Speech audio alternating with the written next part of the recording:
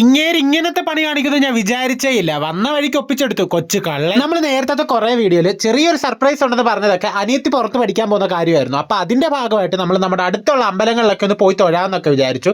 നമ്മൾ ആദ്യമേ പോയത് നമ്മുടെ കുടുംബക്ഷേത്രത്തിലേക്കായിരുന്നു. അത് കഴിഞ്ഞ് നമ്മൾ പോയത് ചെട്ടികുളങ്ങര അമ്പലത്തിലേക്കായിരുന്നു. നമ്മൾ കുറച്ച് ലേറ്റ് ആയി, ഇല്ലെങ്കിൽ നല്ല അടിപൊളി കഞ്ഞി സദ്യ കഴിച്ചിട്ട് പോരായിരുന്നു. തിരിച്ചു വരുന്ന വഴി നമ്മൾ ലാഭമേളയ്ക്ക് കയറി അവർക്ക് കുറച്ച് സാധനങ്ങളൊക്കെ വാങ്ങിക്കണമായിരുന്നു. പിറ്റേ ദിവസം രാവിലെയൊക്കെ ആയപ്പോഴത്തേക്കും ബന്ധുക്കളും കസിൻസും എല്ലാവരും വരാനായിട്ട് തുടങ്ങി. നമ്മൾ പെട്ടിയും പാക്ക് ചെയ്ത് വെച്ചു. പെട്ടി പാക്ക് ചെയ്യുന്നതായിരുന്നു ഏറ്റവും വലിയ ടാസ്ക്. 50 കിലോ കൊണ്ടുപോകാൻ പറ്റത്തുള്ളായിരുന്നു. അവസാനം 49.8 കിലോയിൽ അങ്ങ് ഒതുക്കി. സത്യം പറഞ്ഞാൽ ഒരുപാട് കടമ്പകൾ കടന്നായിരുന്നു നമ്മൾ എയർപോർട്ടിലേക്ക് വരെ എത്തിച്ചേർന്നത്. ഒരുപാട് തടസ്സങ്ങളും പ്രശ്നങ്ങളും ഒക്കെ ഇതിന്റെ ഇടയ്ക്ക് ഉണ്ടായിട്ടുണ്ടായിരുന്നു. എയർപോർട്ടിൽ വന്നിട്ടും ആ തടസ്സങ്ങൾക്കും പ്രശ്നങ്ങൾക്കും ഒന്നും യാതൊരു കുറവില്ലായിരുന്നു.